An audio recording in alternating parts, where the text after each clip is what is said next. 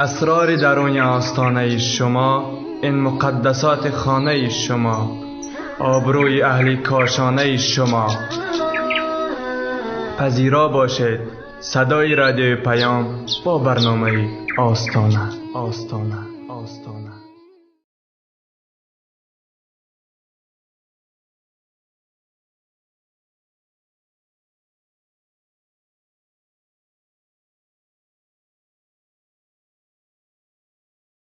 مدت باز با هم در برنامه آستانه هستیم.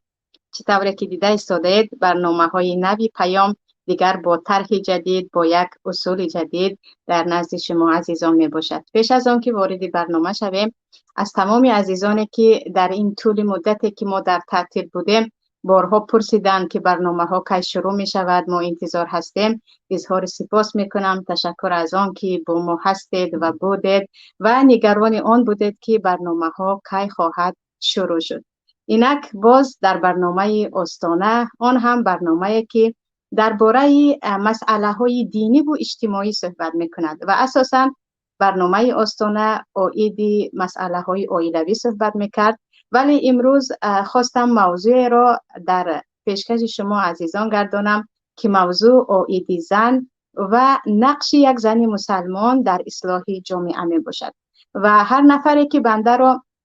در کانال ها می بیند یا اینکه صحبت های ما را می بیند، اولین سوالی که به ذهنش می رسد آیا یک زن مسلمان می تواند در نزد شاشه یا اینکه در نزد دوربین دعوت کند و اسلام چه اندازه به این اجازه می دهد و این چنین یک زنی که عاید دین، عاید آیت و حدیث و درباره مسئله های جدی شریعت صحبت می کند و خود تا کجا اجازه می دهد و یا گفتیم خلفیه علمیش چی هست که این مسئله ها رو می برد. سوال ها ذهنی زیاده را البته مشغول می سازد. برای همین خواستم با دو جمله اولا عاید خود معلومات دهم که بنده نامی مستعاری مسلمه احمدی طول 10 سال کامل از سال 2007 تا 2017 در مصر تحصیل کردم. بعد از فارغ شدن از دانشگاه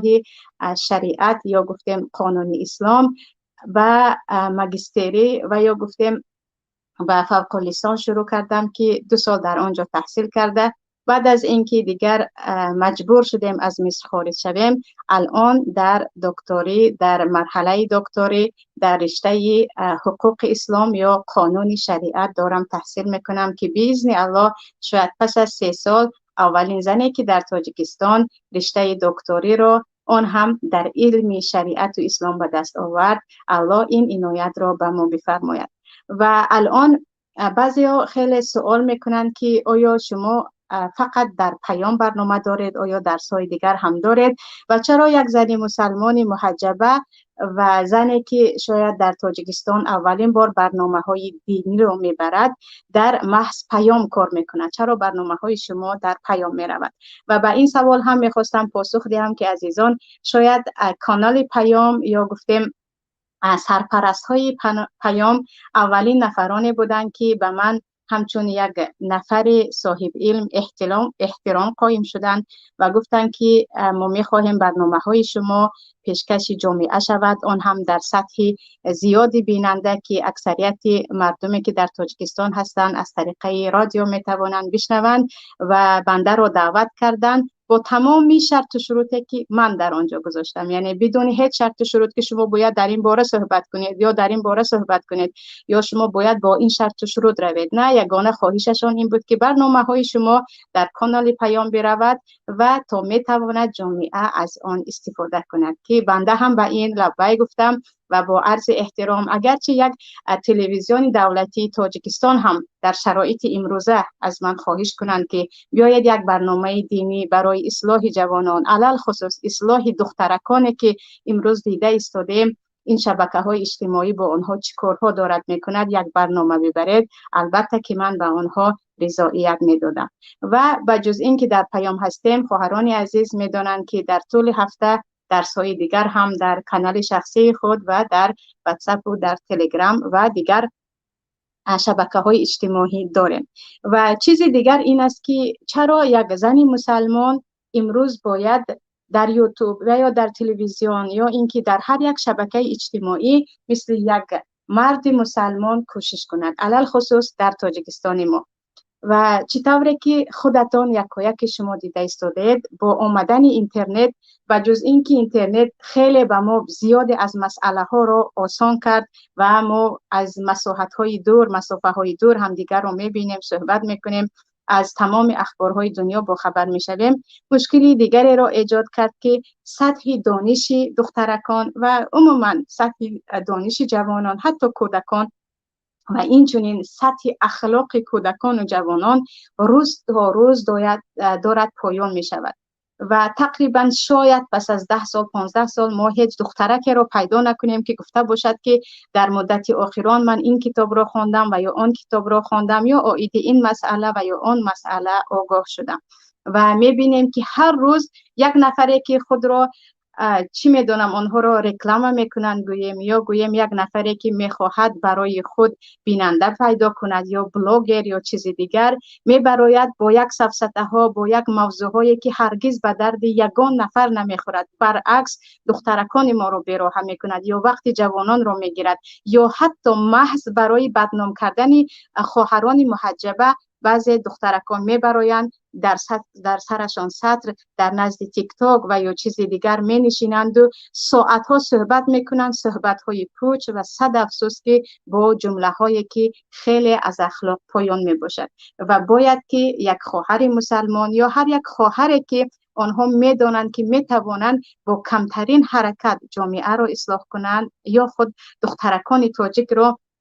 یک راه نشان دهند، باید در این جاده کوشا باشند و نباید بگوییم که الان زمان آن نیست، الان جای آن نیست که خواهران مسلمان با حجاب برآمده دعوت کنند. و چیزی دیگر این است که خیلی تأسف آور است، امروز نفرانی هستند که خود را اصلاحگر می‌دانند یا حتی زنهای پیدا شدند که درباره اخلاق و یا درباره اصلاح جامعه صحبت می‌کنند، در حالی که به شکلشان نگاه کنید، به سطح علمیشان نگاه کنید و عموماً به زندگیشان نگاه کنید، آنها پیش از همه باید اصلاح خود را بالا گیرند. و اینجا وقتی میبینیم این گونه مشکلی در جامعه هست و این گونه فساد یا گفتیم پستی اخلاقی همه جا را فرا میگیرد، برای خود ما نیز واجب میدانیم و یا حتمی میدانیم که همچون یک مادر که من خود مادر هستم، باید برای اصلاح کودکان، برای اصلاح نسل آینده، برای آنکه مردم بدانند که الان میدان فقط کاری فسادکاران نیست، شبکه‌های اجتماعی نشستن در رو بروی دوربین فقط جای نفران نیست که عموما سواد ندارند و فقط از این و از آن گویان برای خود تماشابین جمع میکنند، بلکه برای نفرانی که صاحب علم هستند و یا نفرانی که تا حد میتوانند جامعه را به راه درست کشانند، برای آنها هم در اینجا جای هست و باید از این استفاده کرد. و چیز دیگر که هست عزیزان که خیلی وادار می سازد که اهل علم باید در شبکه‌های اجتماعی، چه در خود یوتیوب باشد چه در تلویزیون ها که متاسفانه مایان را به تلویزیون های دولتی هرگز راه نمیدهند، چه در اینستاگرام و یا تیک تاک و جایهای دیگر باشد، باید کمترین زحمت خود را به خرج دهند، برای آنکه دیده ایستادیم که از سبب اینکه امنیت میگوییم و یا میگوییم الان وقتش نیست و یا میگوییم اگر ما این رو کردیم آیا کسی از این فایده میگیرد، برعکس ما رو سیاه میکنند. دیده ایستادیم که چقدر نفرانی که حتی بوی علم را نگرفته اند درباره دین صحبت میکنند، درباره مسائل جدی اصولی صحبت میکنند و اهل علم وقتی خود را به کنار گذاشتن میبینیم که اهل جهل گمان دارند که آنها صاحب علم هستند. و همان آیتی که الله میگوید در سوره حج و من الناس من یجادل فی الله بغیر علم ولا هدى ولا کتاب منیر، همون روز امروز رسیده است. مردمی هستند که در یگان جا نخواندن یا خوانده باشند هم از یگان دو نفر شنیدن، یا مردمی هستند که حتی خودشان نیاز به هدایت دارند برای آنکه مشکلی های جدی عقایدی دارند و این چنین مردمی هستند که حتی به آیت الله دست نزدن، یک تفسیر یک آیت رو هم نخواندن، می آیند و یجادل فی الله، درباره الله، درباره قانون های الله، سری مسئله هایی که علما از آن ترس دارد مجادله میکنند. و در دوام همین آیت میگوید الله ثانی عطفه لیضل عن سبیل الله. این گونه اهل جهل، نفرانی که درباره دین گم میزنند و علم ندارند، ثانی عطفی خیلی متکبر هستند و آنها اگر گفته شود که چیزی که میگویی حق نیست، بیا برگرد به کتاب، برگرد به دلیل، بیا این مسئله رو از جهت دینی ببینیم، متکبرانه شانه خود را یا کتف خود را پهلو میزنند و میروند. ولیکن همین روز گویا که ما این رو دیده ایستادیم که متاسفانه خیلی زیاد نفرانی هستند که از نام دین صحبت میکنند. وقتی گفتید خواهش میکنم بگویید که شما در کجا خواندید، چه خلفیه علمی دارید، در کدام استاد خواندید یا کدام دانشگاه رو ختم کردید یا کدام کتاب ها رو نام به نام، چه از عقیده باشد، چه از تفسیر باشد، چه از حدیث باشد، از سیره پیامبر، از تاریخ باشد، از سیاست شرعی باشد خواندید، هیچ جواب از آنها نمیگیرید. پس میفهمید که اینها همان نفرانی هستند که یجادل فی الله بغیر علم، بدون علم برآمدند و قیچی زنان یک سخن یک عالم را، قیچی زنان یک جمله از یک کتاب را برای چیزی که برای خودشان در کار است دارند به مردم از آن میگویند و واویلا دارند که این حق است و این ما هستیم که اهل علم هستیم. برای همین کاش اهل علم تاجیکستان، برادرانی که خیلی زیاد هستند، خواهرانی هم هستند، با هم می شدند و می گفتند بیایید ما که علم داریم، ما برای اصلاح مردم در کار باشیم و نگذاریم که میدان از دو سه نفر اهل جهل یا گفتیم از دو سه نفر مغرور که دو سه قدم در علم گذاشتند و دوامش را نمی توانند بروند چون تکبر آنها اجازه نمی دهد و آنها میدان را نگذاریم تا اینکه جوانهای ما را، دخترکان ما را به اختلاف ناندازند. و گروه هستند که کلا مردم را به فساد کشیده ایستادند با تمام نوارهای مبتذل، با رقص و با سرود و با لباس و با هزار و یک رکلامه های دیگر، و گروه هستند که مردم را به تشویش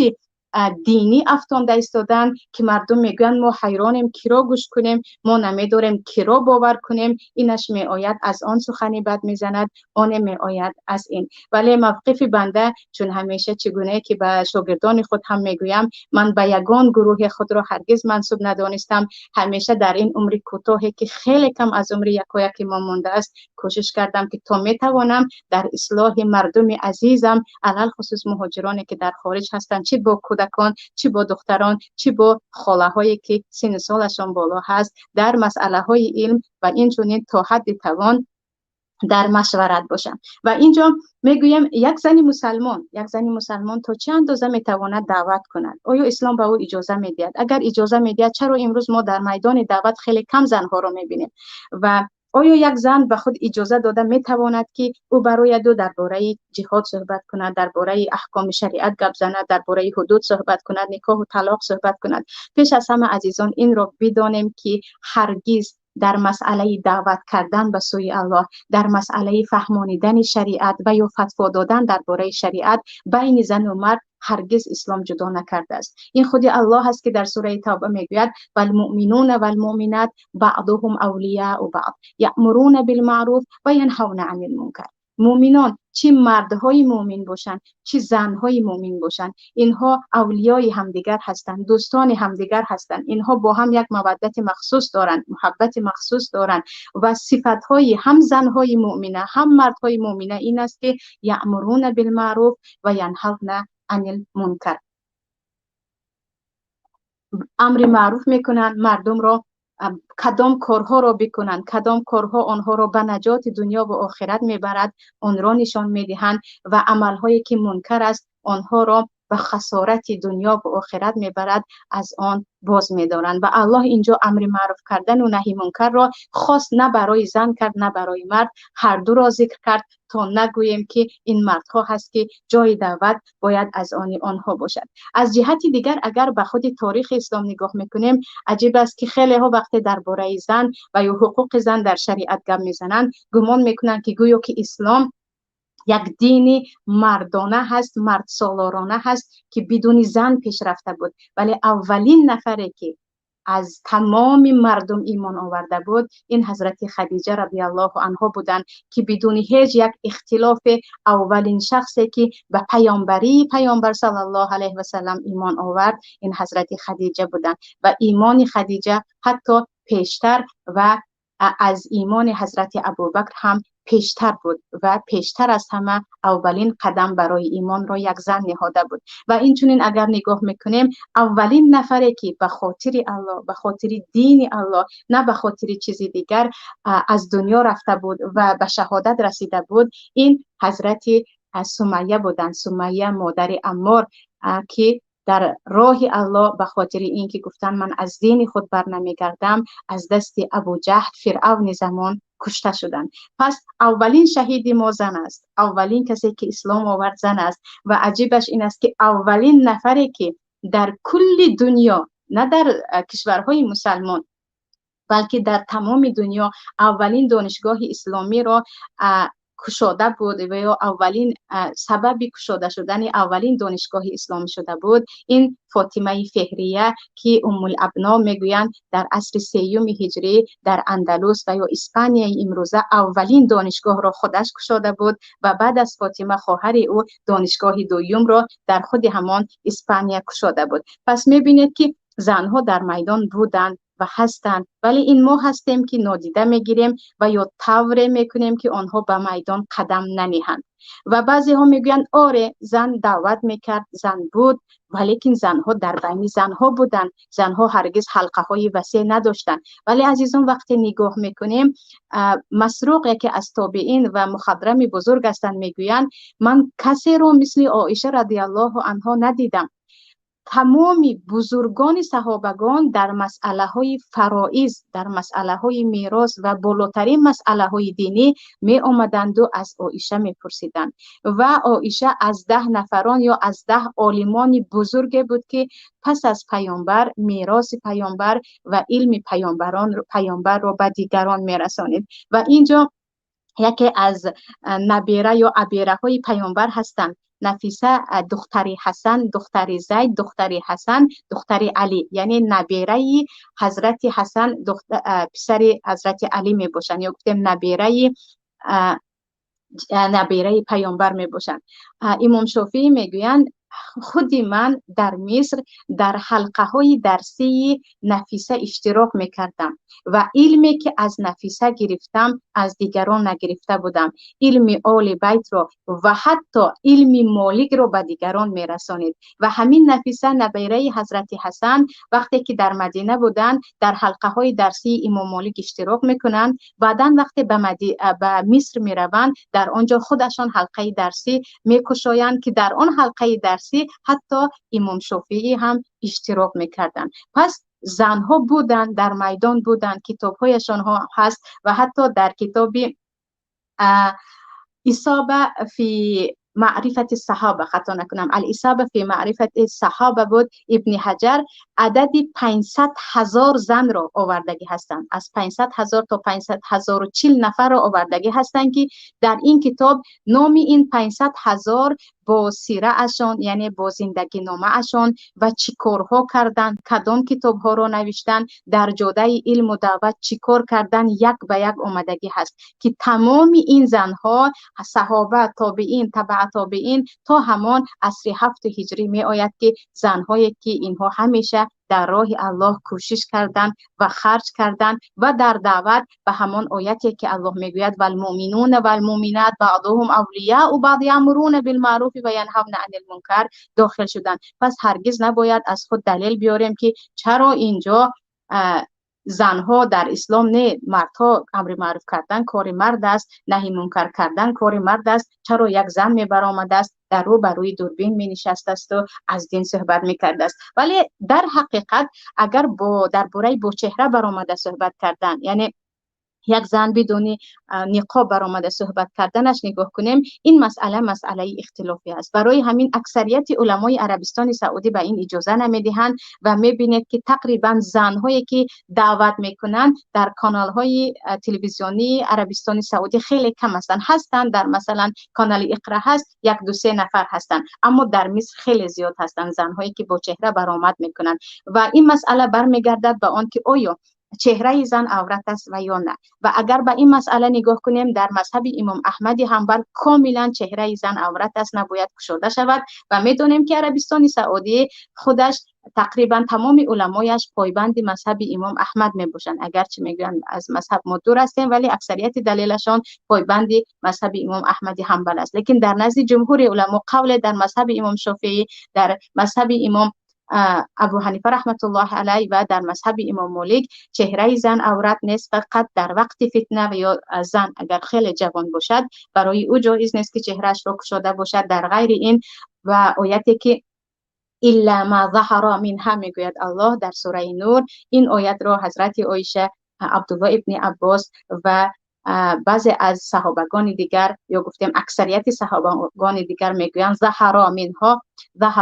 این چهره است و دست زن هست که عورت نیست و زن میتواند گشاده باشد. ولیکن الا ما ظهر منها را بعضی از صحابگان از جمله عبدالله ابن مسعود میگویند فقط لباس بیرونی است، چهرهش هم باید پوشیده شود. و مسئله که چهره زن آیا عورت است یا نه در زمان صحابگان هم اختلاف بود و حدیث ها هم دو نمود آمدن میگیرد. حدیثی که چهره زن عورت نیست در این باره دلیل است در ابو داود است، حدیث اسماء، حدیث دیگر که پیامبر صلی الله علیه و سلم گویا زنها را منع کردند. برای همین مسئله اختلافی از زمان صحابگان تا امروز است و علمای عربستان سعودی اکثریت دلیل چهره زن عورت بودن را قوی میدانند. علمای مصر یا گفتیم جزایر و بعضی از علمای دیگر میگویند نه چهره زن عورت نیست و هر دو هم چی دارند دلیل دارند. برای همین باشد هم شاید امروز ما میبینیم که در شبکه‌های اجتماعی، در تلویزیون‌های عربستان سعودی زن‌هایی که به راه الله دعوت می‌کنند با چهره کم هستند، اما در مصر خیلی زیاد هستند ماشاءالله، روز از روز دارن می‌افزایند. در ترکیه هم خیلی زیاد هستند، در جزایر و در مغرب و در همون افغانستان خودمون هم پیش از آمدن طالبان میدیدیم که در خود تلویزیون ها زنها درباره شریعت، نه فقط در وسایل اخبار، درباره شریعت با حجاب کاملی شرعی میبرآمدند و صحبت میکردند. پس اینجا عزیزان مسئله چهره مسئله اختلافی هست، برای همین هم بعضی از علما به این اجازه نمیدن. ولیکن الان ببینید شرایط امروزه تاجیکستان ما را، یعنی یک زن با حجابش میبراید چیزهایی رو میگوید که کاملا خلاف شریعت است و آن هم با هزار یک رنگ و باری که کرده است و مردم در چهره آن زنی که سطر دارد و این سخنها را میگوید تمام زنهای مسلمان را میبینند و گمان میکنند که کل زنهایی که سطر دارند انا این اخلاق را دارند. و یک زن بدون سطر یا گفتیم با لباسهای همان ملی گردنش گشاد تاجیکی میبراید و درباره پدر صحبت میکنه، درباره مادر صحبت میکنه، درباره چیز دیگر صحبت میکنند. من میگم اینها همون فیلم های ساخته شدن تا اینکه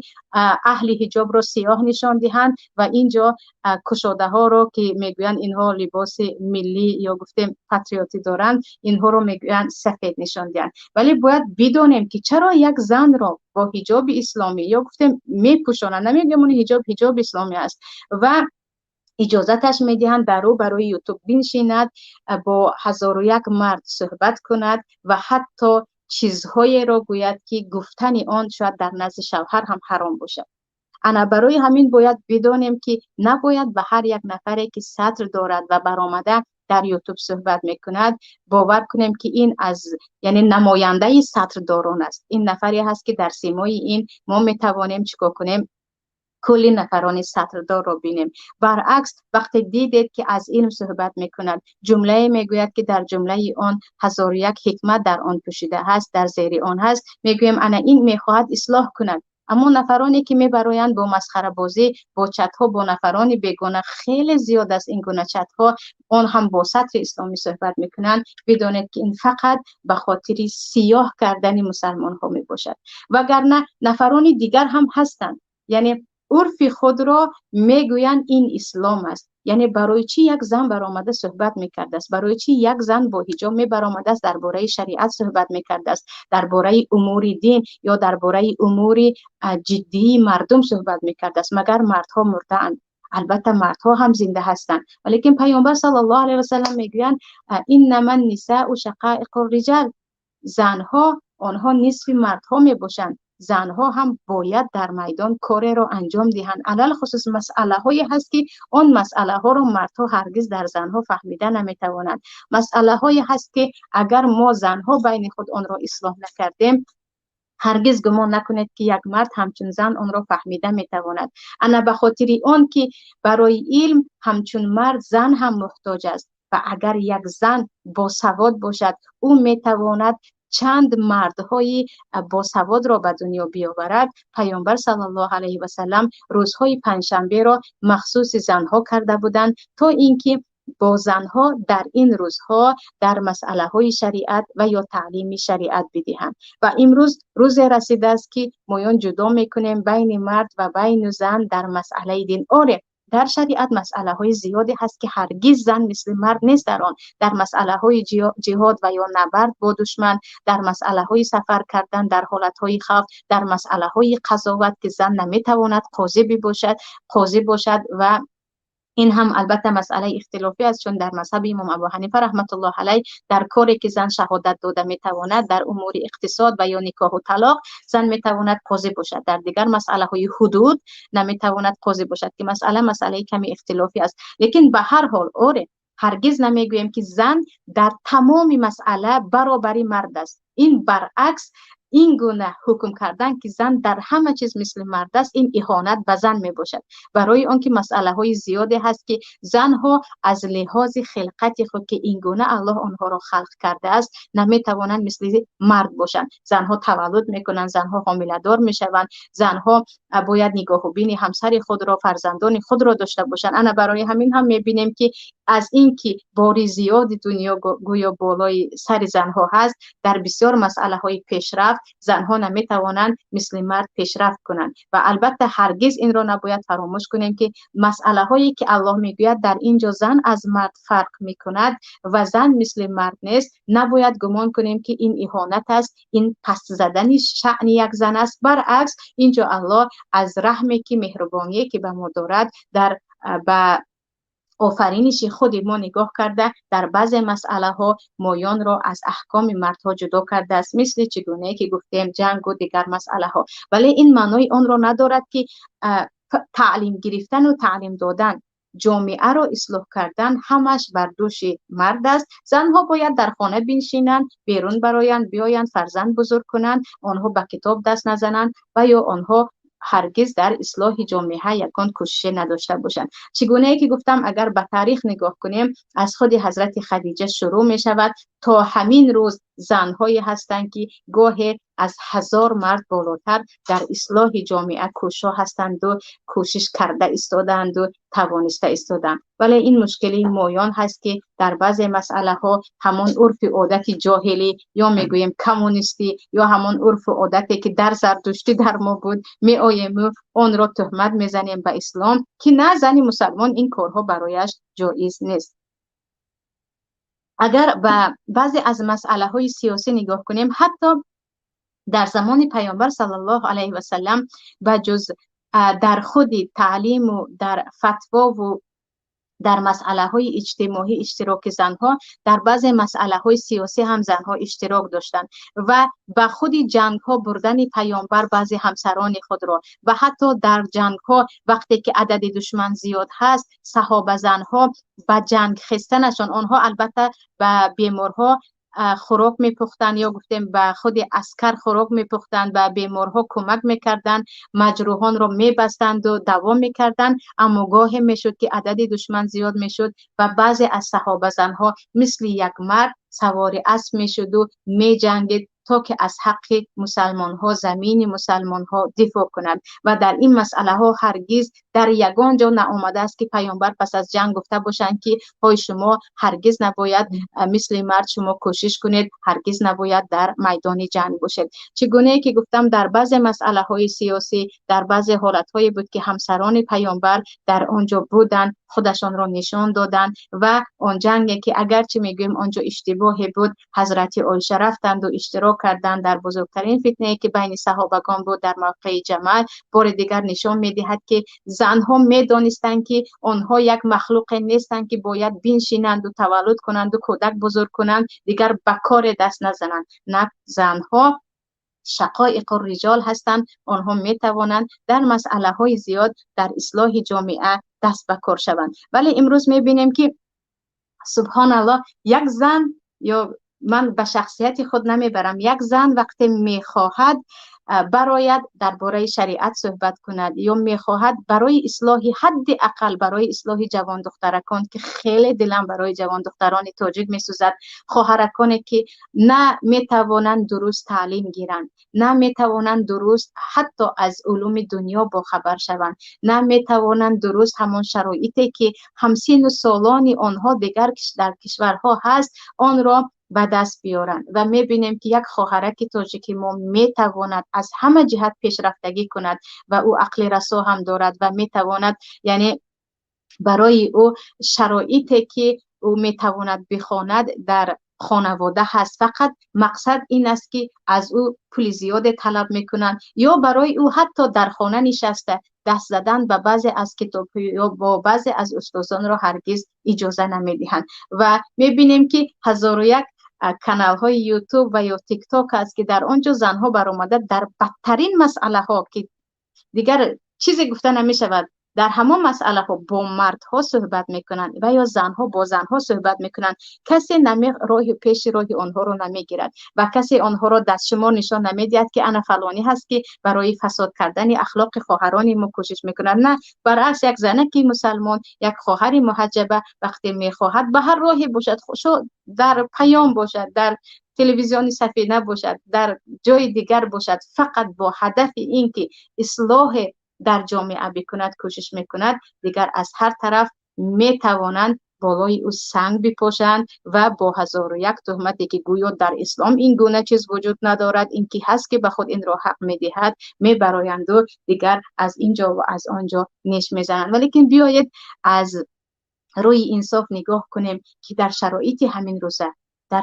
همین روزه در حالتی که امروز دیده ایستادیم که مردم ما به کجا رفته ایستاده است و این اینترنت و این سریال ها و این تمامی رقص و بازی و ترانه ها، تمام این چیزها جوان های ما رو به کجا کشیده ایستاده. و یک خواهر، یک دخترک تاجیک اگر میخواهد برای خود یک نفر را الگو بگیرد، اگر میخواهد درباره شریعت چیزی را برای خود پیدا کند، بفهمد از کجا یاد بگیرد. در داخل برای اجازه نمیدهند، در خارج وقت میخواهد ترجمه ها را پیدا میکند. آره، در ما هستند علمای زیاد، داریم ما علمایی که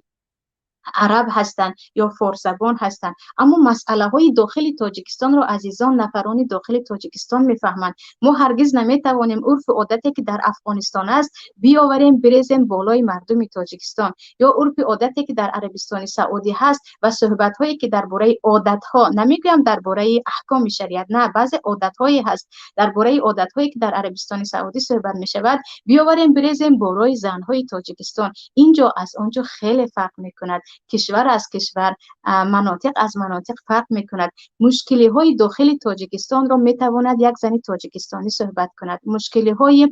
جوان های تاجیکستان را میتواند نفری صحبت بکند که او در داخل تاجیکستان بود و میداند که احوال چه است. برای همین در این مسئله از تمام نفرانی که را میبینند بعدا میبینند خواهش میکنم و این مسئله خیلی منصفانه نگاه کنیم. البته که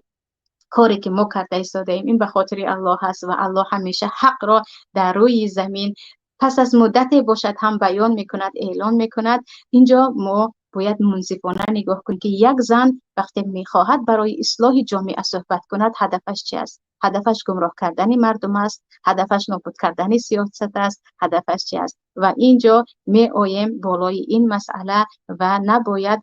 از انصاف دور آمیخته تهمت شویم که این چیز خیلی زیاد بالای ما می آید و آمده ایستاده است. و چگونه که گفتم مسئله هایی هست که مسئله های زنانه است، هزار بار داد و فغان زنند هم یک مرد آن مسئله را مثل یک زن هرگز برای زنها کشاده داده نمیتواند و یا حل کرده نمیتواند. برای همین اکثریت مسئله هایی که حتی در مسائل طلاق هست آن را زنها روایت کردند و یگان زن را تا همین روز در یگان کتاب های سنن یا